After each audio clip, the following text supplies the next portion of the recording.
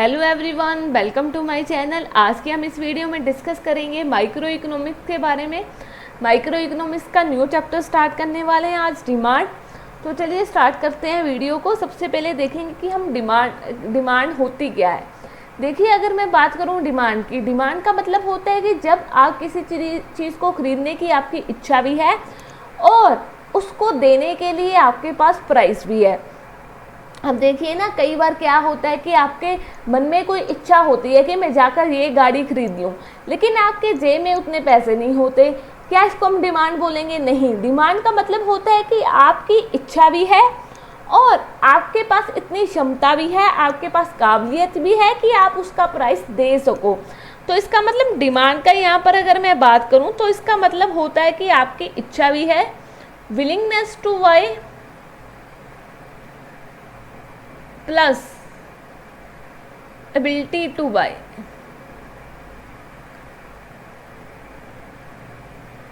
कि आप किसी चीज़ को खरीदने के लिए आप रेडी भी हो, इच्छा भी है, डिज़ायर भी है, ठीक है। ले उसके साथ साथ आप में क्षमता भी है, काबिलियत भी है कि आप इस चीज़ को खरीद सकते हो, आप उस चीज़ के प्राइस को देने के लिए रेडी भी हो। आप देखिए, मार्केट में बहुत सारी चीज़ें होती हैं जिसको आप खरीदने के लिए रेडी होते हो, आपकी इच्छा होती है, लेकिन आपके जेब में पैसा नहीं होता। लेकिन यहाँ पर डिमांड का मतलब होता है कि आप चीज़ को खरीदने के लिए रेडी भी हो, डिज़ायर भी है, इच्छा भी है, लेकिन उसी के साथ साथ आप में काबिलियत भी है, एबिलिटी भी है, कैपेबिलिटी भी है, भी आप इस चीज़ को खरीद सकते हो, आप उसका प्राइस देने के काबिल भी हो। तो चलिए अब इसको हम रीड करते हैं। Demand refers to different possible quantity of a commodity that the consumer is ready to buy at different possible price of that commodity. अब कहने का मतलब ये है कि यहाँ पर डिमांड का मतलब होता है कि आप उस कमोडिटी को, कोई भी गुड्स हो सकती है, सर्विस हो सकती है, आप उसको खरीदने के लिए तैयार हो उसके अलग अलग प्राइस के ऊपर। यानी कि कहने का मतलब आपकी इच्छा भी है उसको खरीदने की और आप इस काबिल भी हो कि उसका जो प्राइस है वो पे कर सकते हो। अब देखिए, डिमांड और प्राइस के बीच में अगर मैं बात करूं तो एक इनवर्स रिलेशनशिप होता है। इनवर्स रिलेशनशिप होता है आपकी डिमांड और प्राइस के बीच में। अब इसका मतलब क्या होता है? इसका मतलब ये हुआ कि जब आपका प्राइस इंक्रीज होगा तो आपकी डिमांड कम होगी, अगर आपका प्राइस कम हो रहा है तो आपकी डिमांड क्या हो जाएगी? इंक्रीज हो जाएंगी। तो यानी कि इनवर्स, जहाँ फिर आप इसे नेगेटिव रिलेशनशिप भी बोल सकते हो कि यहाँ पर प्राइस बढ़ रहा है, डिमांड कम हो रही है, और प्राइस जब कम हो रहा है डिमांड बढ़ रही है। अब देखिए, किसी चीज़ का प्राइस अगर मार्केट में 10 है, उस चीज़ को मैं 5 यूनिट्स उस चीज़ की परचेज कर रही हूँ, अगर वही चीज़ का प्राइस अगर कम होकर 5 हो जाए, अब मैं उस चीज़ को 10 यूनिट उस चीज़ की परचेज करना स्टार्ट कर दूंगी। यानी कि यहाँ पर क्या हो रहा है? डिमांड और प्राइस के बीच में आपका इनवर्स रिलेशनशिप है। आपका अगर प्राइस इंक्रीज हो रहा है तो आपकी डिमांड क्या हो रही है? कम हो रही है। अगर प्राइस डिक्रीज हो रहा है, डिमांड क्या हो रही है? इंक्रीज हो रही है। तो चलिए नेक्स्ट देखते हैं। नेक्स्ट हमारे पास जो डिमांड होती है ना, वो भी दो तरीके की होती है। एक होती है इंडिविजुअल डिमांड और एक होती है आपके पास मार्केट डिमांड। अगर मैं बात करूँ इंडिविजुअल डिमांड की, इंडिविजुअल डिमांड का मतलब होता है कि जो डिमांड है सिर्फ एक सिंगल कंज्यूमर के द्वारा करी जा रही है। सिर्फ एक कंज्यूमर यानी कि फॉर एग्जांपल एक्स नाम का एक पर्सन है, उसके द्वारा, अकेले के द्वारा ही डिमांड करी जाती है, उसको हम इंडिविजुअल डिमांड बोल देते हैं। जब आपके सारे के सारे कंज्यूमर किसी चीज़ को परचेज करने के लिए रेडी हो, उसको हम मार्केट डिमांड बोल देते हैं। यहाँ पर एक कंज्यूमर की बात नहीं करी जा रही है, यहाँ पर बहुत सारे कंज्यूमर की बात करी जा रही है। सारे के सारे कंज्यूमर की खरीदने की इच्छा भी है और वो इस काबिल की है भी उसका प्राइस दे सकते हैं। यानी कि इंडिविजुअल डिमांड में सिर्फ एक कंज्यूमर की बात होती है, मार्केट डिमांड में आके सारे के सारे कंज्यूमर आ जाते हैं। एक्स, वाई, जेड, ए, बी, सी, जितने मर्जी कंज्यूमर ले लीजिए, सारे के सारे यहाँ पर आ जाते हैं मार्केट डिमांड में। तो चलिए आगे देखते हैं। नेक्स्ट है हमारे पास, हमारा एक टॉपिक है डिमांड शेड्यूल। अब देखिए, यहाँ पर डिमांड शेड्यूल में क्या होता है? अगर मैं बात करूँ डिमांड शेड्यूल की, डिमांड शेड्यूल का मतलब होता है कि जो हमारी इंडिविजुअल और मार्केट डिमांड है ना, अगर हम उसे टेबल में शो कर दें, टेबल की फॉर्म में अगर उसे हम प्रेजेंट कर दें तो उसे हम डिमांड शेड्यूल बोल देते हैं।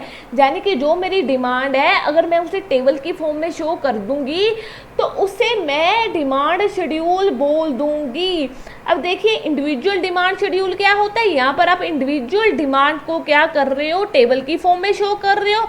और मार्केट डिमांड शेड्यूल होता है यहाँ पर सारे कंज्यूमर की अगर वो डिमांड है उसको आप टेबल में शो कर रहे हो। तो देखते हैं इसको कैसे शो किया जाता है। यहाँ पर अगर मैं बात करूँ इंडिविजुअल डिमांड शेड्यूल की, इंडिविजुअल डिमांड शेड्यूल की यहाँ पर क्या हो रहा है, आपकी इंडिविजुअल सिर्फ एक एक्स नाम के पर्सन की डिमांड को मैं शो कर रही हूँ और प्राइस को शो किया है। यानी कि यहाँ पर क्या हो रहा है, आपकी जो इंडिविजुअल डिमांड है किसी एक व्यक्ति के द्वारा जो डिमांड करी जा रही है उसको मैं टेबल की फॉर्म में शो कर रही हूँ। तो इसको बोल देते हैं demand schedule, individual demand schedule. यहाँ पर देखिए प्राइस दिया हुआ है और क्वांटिटी दी हुई है, यानी कि सिर्फ एक ही व्यक्ति के द्वारा यहाँ पर एक व्यक्ति की बताई गई है कि उसकी कितनी डिमांड है, सिर्फ इंडिविजुअल की बताई गई है और उसको मैंने टेबल की फॉर्म में शो कर दिया। तो ये क्या बन गया, इंडिविजुअल डिमांड शेड्यूल। जब आपका प्राइस 1 है, आपकी डिमांड 4 है, 2 है तो आपकी डिमांड 3 है। अगर आपका प्राइस 3 है तो आपकी डिमांड 2 है और जब आपका प्राइस 4 हो गया तो आपकी डिमांड कम होकर 1 रहेगी। यही हमें शो कर रहा है कि प्राइस और डिमांड के बीच में इनवर्स रिलेशनशिप है। ठीक है, तो ये हमें ये शो कर रहा है कि हमारा जो डिमांड और प्राइस के बीच में क्या है, इनवर्स रिलेशनशिप है। ठीक है, तो यहाँ पर हम क्या कर रहे हैं, अपने डिमांड को टेबल की फॉर्म में जब शो कर दें तो उसे हम डिमांड शेड्यूल बोल देते हैं।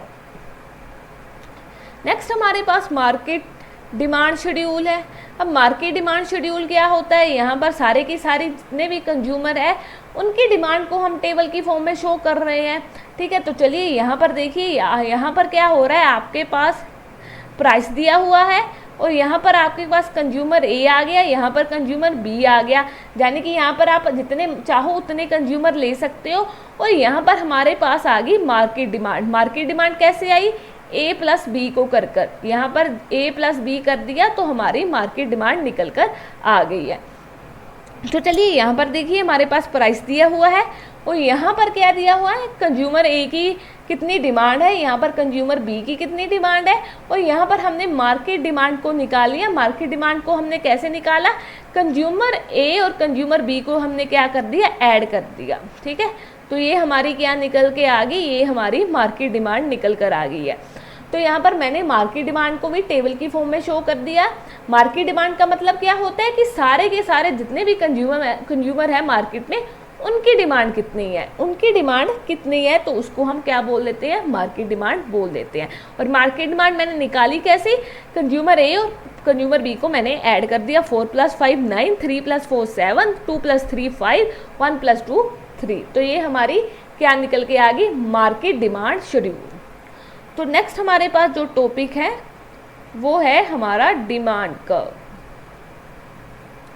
अब देखिए डिमांड कर्व क्या होता है, मैंने आपको डिमांड शेड्यूल के बारे में बता दिया कि जब हम अपनी डिमांड जो होती है उसे टेबल की फॉर्म में शो कर देते हैं। अब कर्व क्या होता है, डिमांड कर्व क्या होता है कि यहाँ पर मैं अपनी डिमांड को डायग्राम की फॉर्म में या फिर ग्राफिक रिप्रेजेंटेशन जब उसकी कर देती हूँ, ग्राफिक प्रेजेंटेशन कर देती हूँ तो उसको हम डिमांड कर्व बोल देते हैं। यानी कि जो मेरी इंडिविजुअल डिमांड कर्व है और मार्केट डिमांड कर्व है, जब मैं उसे डायग्राम की फॉर्म में या फिर ग्राफ की फॉर्म में शो कर दूंगी, ग्राफिकल प्रेजेंटेशन कर दूंगी उसकी, तो वो क्या बन जाएगा, मेरा डिमांड कर्व बन जाएगा। शेड्यूल में क्या कर रहे थे, टेबल की फॉर्म में शो कर रहे थे, कर्व में क्या कर रहे हैं, ग्राफ की फॉर्म में, डायग्राम की फॉर्म में शो कर रहे हैं। तो चलिए इंडिविजुअल डिमांड कर्व क्या हो रहा है, क्या होता है, यहाँ पर क्या कर रहे हो, यहाँ पर आप इंडिविजुअल डिमांड को डायग्राम की फॉर्म में या फिर ग्राफिकल प्रेजेंटेशन उसकी कर रहे हो। तो ये मैं आपको इंडिविजुअल डिमांड कर्व के बारे में यहाँ पर हम क्या करते हैं, इसकी मैं आपको डायग्राम बनाकर दिखाती हूँ कि इंडिविजुअल डिमांड कर्व की डायग्राम कैसे बनाई जाती है। ठीक है, तो यहाँ पर हमने टेबल लिया था डिमांड शेड्यूल में, उसी को हम उसी की एग्जांपल ले लेते हैं, प्राइस और क्वांटिटी की। तो यहाँ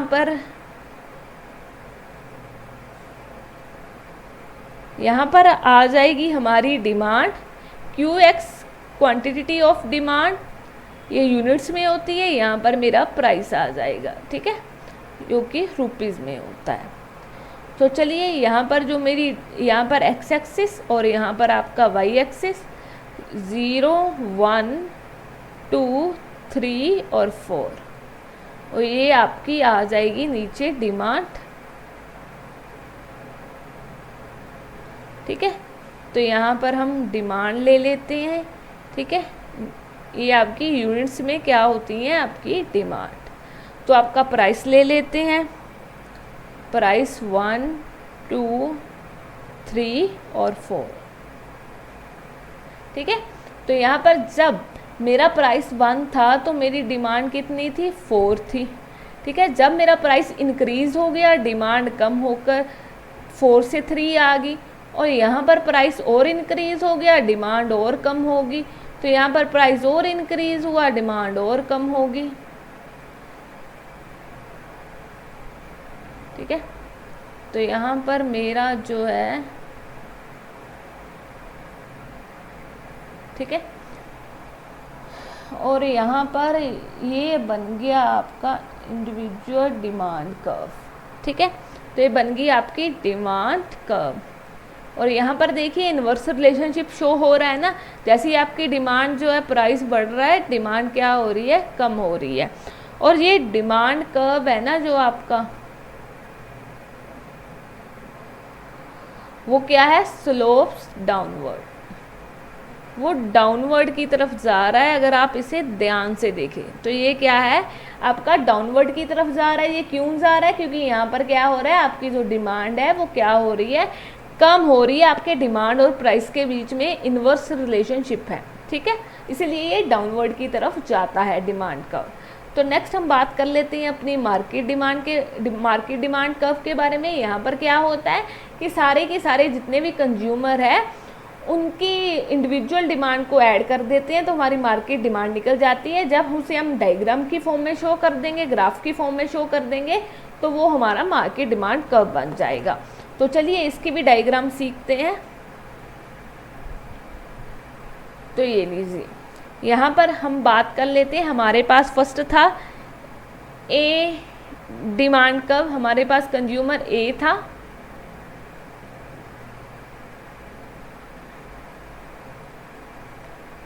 ठीक है, कंज्यूमर ए था हमारे पास पहले,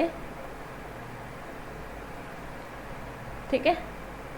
तो ये कंज्यूमर ए हो गया, ठीक है। यहाँ पर आपकी डिमांड आ गई, ठीक है, यहाँ पर आपका प्राइस आ गया, ठीक है।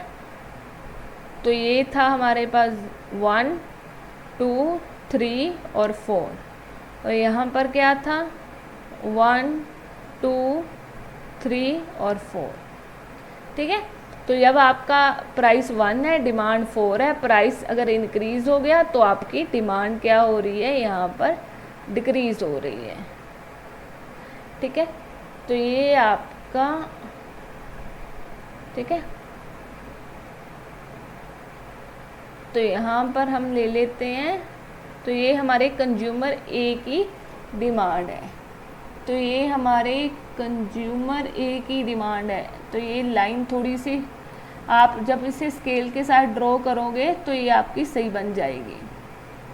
तो ये हमारी जो डिमांड कर्व की लाइन है, ठीक है। तो अगर आप इसे जब स्केल के साथ बनाओगे ना तो ये आपकी सही हो जाएगी, ठीक है। यहाँ पर मेरा काम आपको कंसेप्ट समझाना है, ठीक है। तो जब इसे आप स्केल के साथ ड्रॉ करोगे तो ये सही बन जाएगी, ठीक है।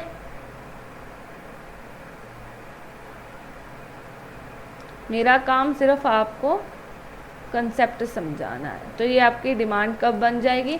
तो नेक्स्ट हमारे पास जो कंज्यूमर था वो था बी, तो बी की यहाँ पर डिमांड कब शो कर देते हैं, ठीक है। तो बी यहाँ पर हमारे पास था,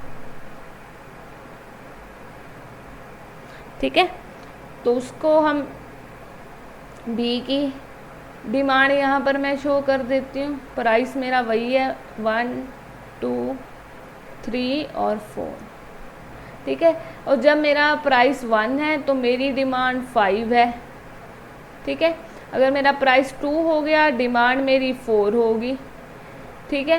प्राइस 4 बढ़ गया, डिमांड 3 पर आ गई, 4 हुआ तो डिमांड क्या होगी, 2 होगी, ठीक है। तो ये आपकी डिमांड कर्व आ जाएगी, ठीक है। अब देखिए नेक्स्ट मैंने एक एक को बनाकर यहाँ पर इसीलिए शो कर रही हूँ ताकि आपको कंसेप्ट जो है वो अच्छे से समझ आ जाए, ठीक है। अब हम देखेंगे कि मार्केट डिमांड कर्व का जो ग्राफ है वो कैसे बनता है, उसकी डायग्राम कैसे बनती है। तो यहाँ पर लिखते हैं हम अपना मार्केट डिमांड कर्व, ठीक है।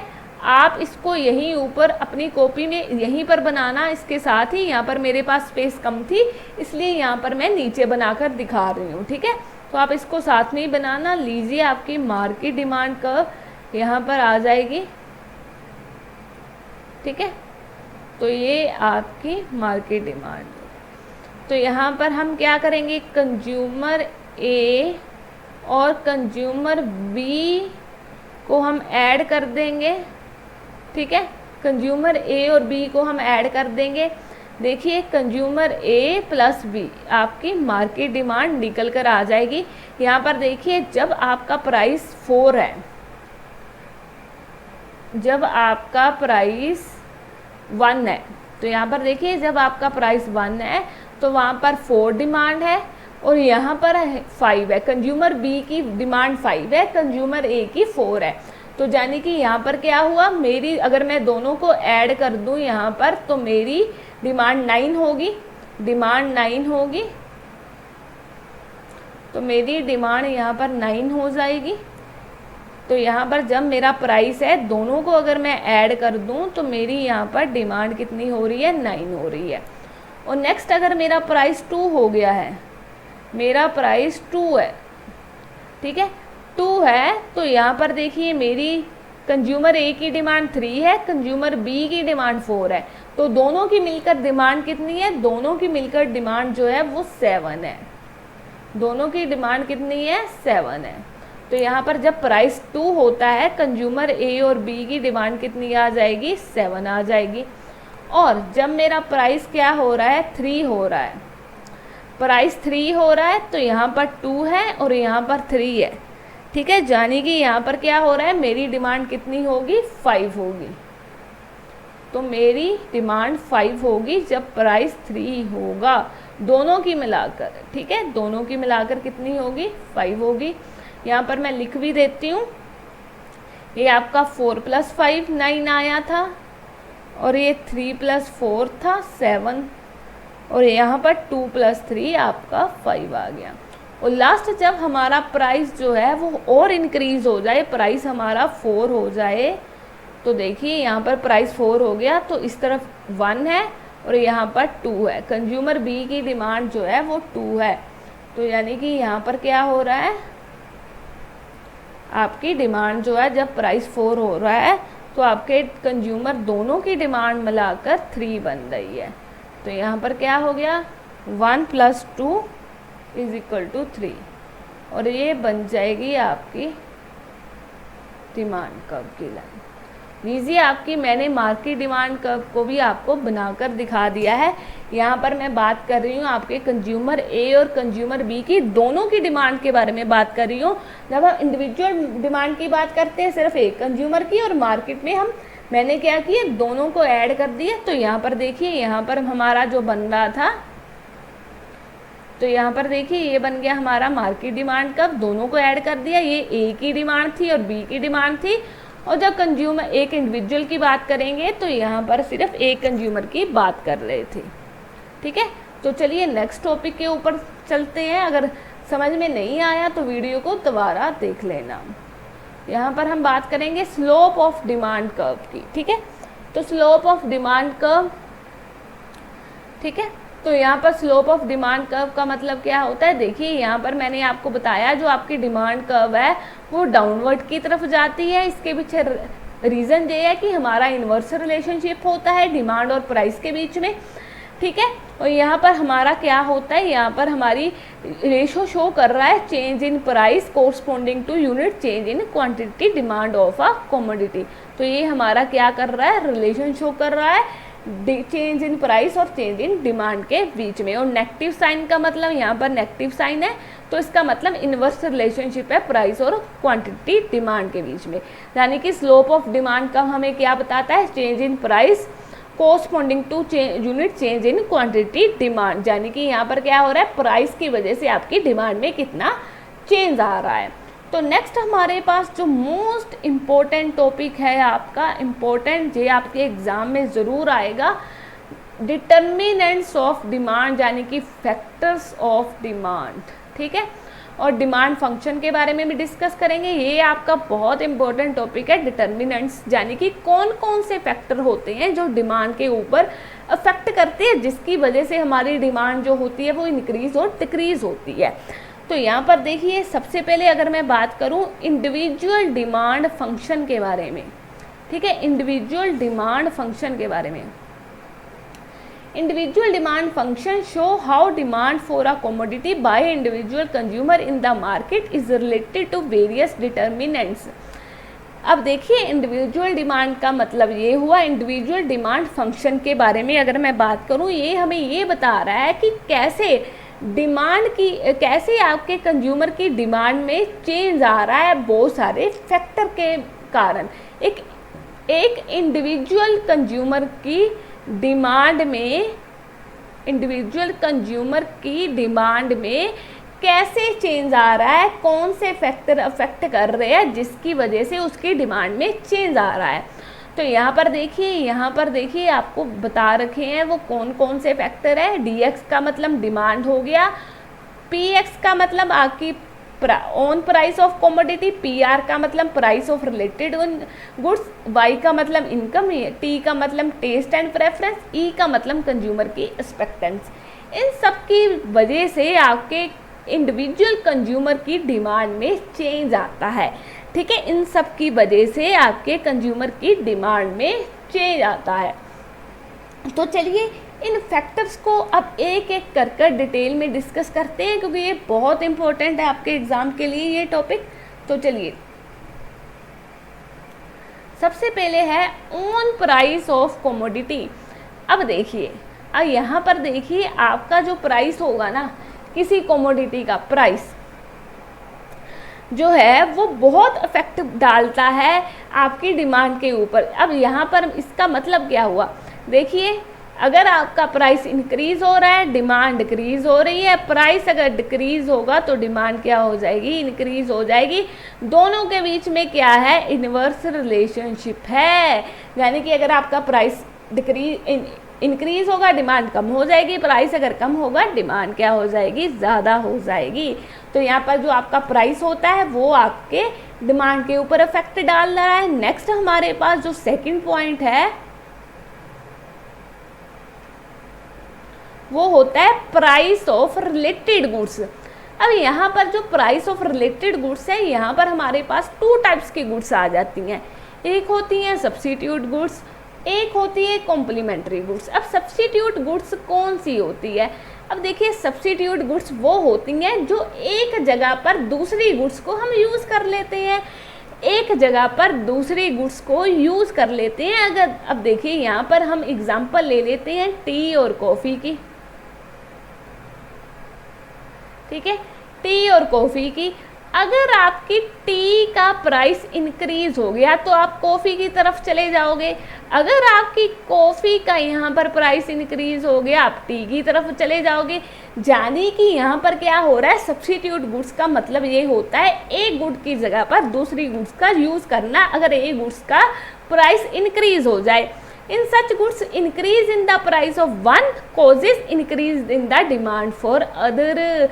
यानी कि अगर एक चीज़ का प्राइस इंक्रीज हो गया तो हम दूसरे की डिमांड क्या हो जाएगी, इंक्रीज हो जाएगी। कॉफ़ी की डिमांड इंक्रीज हो जाएगी। अगर कॉफ़ी का प्राइस इंक्रीज हो गया तो यहाँ पर आप टी की तरफ बढ़ जाओगे। एक का प्राइस इंक्रीज हुआ तो दूसरे की डिमांड के ऊपर इफेक्ट पड़ जाएगा। तो ये होती है सब्स्टिट्यूट गुड्स, जो एक जगह पर दूसरी गुड्स को हम यूज़ कर लेते हैं। नेक्स्ट हमारे पास आती है कॉम्प्लीमेंट्री गुड्स। अब कॉम्प्लीमेंट्री गुड्स कौन सी होती है? जो एक दूसरे के बिना चल नहीं सकती। सिंपल लैंग्वेज में अगर मैं बात करूं, जो एक दूसरे के बिना अधूरी है, जैसे कि आपका कार और पेट्रोल। कार और पेट्रोल, अब देखिए, अगर तो कार का प्राइस इंक्रीज हो गया, ठीक है, तो पेट्रोल की डिमांड क्या हो जाएगी? डिक्रीज हो जाएगी। यहाँ पर अगर मैं बोलूँ कोई एक कार थी जो 2 लाख की थी, अब वो 5 लाख की हो गई है। पहले उसे 10 कंज्यूमर परचेज कर रहे थे, अब उसे 5 कंज्यूमर परचेज कर रहे हैं, क्योंकि उसका प्राइस 2 लाख से 5 लाख हो गया, ठीक है। तो अब देखिए, अगर हमारे पहले 10 कंज्यूमर परचेज कर रहे थे, अब 5 कर रहे हैं, तो जाने कि यहाँ पर पेट्रोल की डिमांड कम हो जाएगी। 5 लोग तो कम हो गए ना पेट्रोल डालने वाले, तो कार तो बिना पेट्रोल के चल नहीं सकती। तो कहने का मतलब, अगर कार का प्राइस इंक्रीज हुआ, पेट्रोल की डिमांड कम होगी। अगर मैं इसके उल्ट बात करूं कि अगर कार का प्राइस डिक्रीज हो जाए, तो आपके पेट्रोल की डिमांड क्या हो जाएगी? इंक्रीज हो जाएगी। क्योंकि यहाँ पर अगर पहले 10 लोग खरीद रहे थे कार को, अब वो 2 लाख की बजाय 1 लाख की होगी कार, अब वो 20 लोग परचेज कर रहे हैं, तो पेट्रोल 10 जाने और डालने जाएंगे। तो यहाँ पर एक चीज़ की अगर डिमांड कम हो रही है, तो एक चीज़ का अगर प्राइस कम हो रहा है, तो दूसरे की डिमांड ऑटोमेटिकली इंक्रीज हो रही है। कॉम्प्लीमेंट्री गुड्स जो एक दूसरे के बिना अधूरी हैं, जैसे car and petrol, bread and butter. In case of complementary goods, a fall in price of one cost increase in the demand for other, and rise in the price of one cost decrease in the demand for other. Next आता है हमारे पास income of consumer. Income of consumer. अब देखिए, अगर तो आपकी income increase हो जाएगी तो क्या इफेक्ट होगा, अगर डिक्रीज हो जाएगी तो क्या इफेक्ट होगा? तो हमारे पास जो इनकम होती है ना, वो 2 तरीके की होती है। एक होती है, यहाँ पर मैं अगर बात करूँ, इनकम की बात नहीं कर रही हूँ, सॉरी, यहाँ पर मैं बात कर रही हूँ गुड्स की। तो हमारे पास 2 तरीके की गुड्स होती हैं। एक होती है नॉर्मल गुड्स और एक होती है इन्फीरियर गुड्स, ठीक है। अब नॉर्मल गुड्स कौन सी होती हैं? देखिए, नॉर्मल गुड्स वो होती हैं जो थोड़ी सी अच्छी क्वालिटी की होती है। इन्फीरियर आपकी चीप क्वालिटीज़ की गुड्स होती हैं, चीप क्वालिटी की गुड्स होती हैं। अगर मैं बात करूँ यहाँ पर नॉर्मल गुड्स की, ठीक है, इनकम इंक्रीज हुई तो नॉर्मल गुड्स की डिमांड भी इंक्रीज हो जाएगी, ठीक है। ये क्या होता है कि नॉर्मल गुड्स थोड़ी सी आप बोल सकते हो कि अच्छी क्वालिटी की होती हैं। यहाँ पर क्या हुआ, जैसे ही मेरे जेब में पैसा और आया, इनकम और बढ़ गई, तो डिमांड नॉर्मल गुड्स की जो अच्छी क्वालिटी की है उनकी बढ़ेगी कि कम होगी? बढ़ेगी। आप जेब में पैसा और आ गया तो आप अच्छी क्वालिटी की चीज़ों को परचेज करोगे, ठीक है। यानी कि यहाँ पर हम ये बोल सकते हैं कि नॉर्मल गुड्स के केस में इनकम के साथ इसका डायरेक्ट रिलेशनशिप होता है। और नेक्स्ट अगर मैं बात करूँ इन्फीरियर गुड्स की, ये होती है हमारे पास चीप क्वालिटी की। यहाँ पर देखिए, ये किसी के लिए अब ज़रूरी नहीं है कि जो चीज़ मेरे लिए इन्फीरियर है और दूसरे के लिए नॉर्मल गुड्स हो सकती है ना। किसी के लिए 200 की टी शर्ट बहुत इंपॉर्टेंट होती है और किसी के लिए कम इंपॉर्टेंट होती है। अब देखिए, यहाँ पर अगर मैं बात करूँ इन्फीरियर गुड्स की, अगर मेरी इनकम इंक्रीज हो रही है तो क्या मैं इन गुड्स को परचेज करनी जाऊंगी जो चीप क्वालिटी की है? नहीं। तो इसकी डिमांड क्या हो जाएगी? कम हो जाएगी जब इनकम इंक्रीज होगी। तो इसका और डिमांड के बीच में इनवर्स रिलेशनशिप है, ठीक है। तो नेक्स्ट हमारे पास फोर्थ आता है टेस्ट एंड प्रेफरेंस। देखिए, किसी चीज़ के प्रति अगर मेरा टेस्ट बदल जाए, आज वो चीज़ मुझे पसंद है कल ना हो, तो डिमांड क्या हो जाएगी? कम हो जाएगी। यानी कि डिमांड का बढ़ना और कम होना मेरे टेस्ट के ऊपर भी डिपेंड करता है। चेंज इन फैशन, क्या पता आज किसी चीज़ का फैशन बहुत अच्छा चल रहा है, कल को वो चीज़ आपको ओल्ड फैशन लगनी चालू हो जाए, ठीक है ना। कहने का मतलब ये है, आपके टेस्ट के ऊपर भी डिपेंड करता है। आपको कोई चीज़, जैसे आप मैंगो आपको बहुत पसंद है, किसी को क्या पता ना पसंद हो, तो यानी कि आपके टेस्ट के ऊपर भी डिपेंड करता है कि किसी चीज़ की डिमांड कितनी है। नेक्स्ट है एक्सपेक्टेशन। अब देखिए एक्सपेक्टेशन का मतलब यहाँ पर क्या हुआ। अब देखिए अगर आपको लगता है ना कोई चीज़ फ्यूचर में जाकर बहुत महंगी हो जाएगी, उसका प्राइस जो है इंक्रीज हो जाएगा, क्या वो चीज़ आप अब परचेज करोगे या फ्यूचर में जाकर परचेज करोगे? ठीक है, अगर आपको पता है कि उस चीज़ का प्राइस फ्यूचर में जाकर इंक्रीज हो जाएगा, उस चीज़ का प्राइस फ्यूचर में जाकर इंक्रीज हो जाएगा, आप उसे अब परचेज करोगे कि फ्यूचर में अब करोगे? अगर आपको लगेगा कि किसी चीज़ का प्राइस फ्यूचर में जाकर कम हो जाएगा तो आप उसे अब नहीं फ्यूचर में जाकर परचेज करोगे। यानी कि यहाँ पर आपके प्राइस की एक्सपेक्टेशन क्या है उसके ऊपर भी आपकी डिमांड डिपेंड करती है कि आपका प्राइस अब कितना है और फ्यूचर में जाकर उस चीज़ का प्राइस कितना होगा। जैसे कि फेस्टिवल के सीज़न में होता है, अब देखिए लोग क्या सोचते हैं कि मैं फेस्टिवल में जाकर ये चीज़ें परचेज कर लूँगा या कर लूँगी, क्योंकि उस टाइम चीज़ों का प्राइस जो होता है वो कम होता है। यानी कि एक्सपेक्टेशन के ऊपर भी आपकी डिमांड डिपेंड करती है।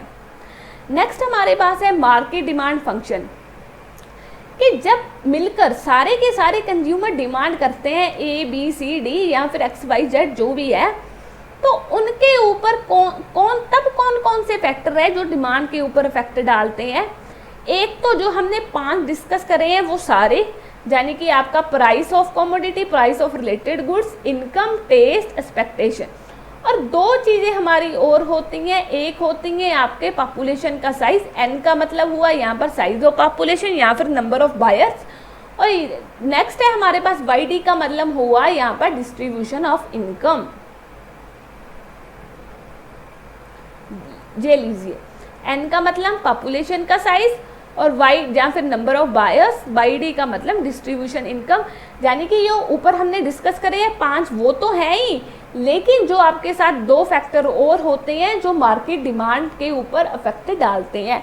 तो यहाँ पर हमारे पास है सबसे पहले पॉपुलेशन का साइज, नंबर ऑफ बायर्स, क्योंकि 5 तो हमने ऑलरेडी डिस्कस कर लिए हैं। अब देखिए अगर किसी जगह की पॉपुलेशन ज़्यादा होगी, जैसे इंडिया में, चाइना में, तो वहाँ पर लोगों की डिमांड ज़्यादा होगी ना, बायर्स वहाँ पर ज़्यादा होगी। अगर किसी जगह पर पॉपुलेशन कम होगी तो वहाँ की डिमांड भी कम होगी। यानी कि पॉपुलेशन का साइज या फिर नंबर ऑफ बायर्स का भी इफेक्ट डालते हैं डिमांड के ऊपर की डिमांड कितनी है या फिर कितनी नहीं है। नेक्स्ट हमारे पास पॉइंट आता है डिस्ट्रीब्यूशन इनकम। अब इसका मतलब क्या होता है, देखिए अगर मैं बात करूं डिस्ट्रीब्यूशन इनकम की, अगर तो आपकी इनकम रिच और पुअर पीपल में बराबर बट रही है, उनके बीच में इक्वल डिस्ट्रीब्यूशन हो रहा है, तब तो डिमांड आपकी इंक्रीज हो जाएगी। अगर दोनों के पास, क्योंकि फिर बराबर पैसा होगा, इक्वल डिस्ट्रीब्यूशन होगा इनकम का।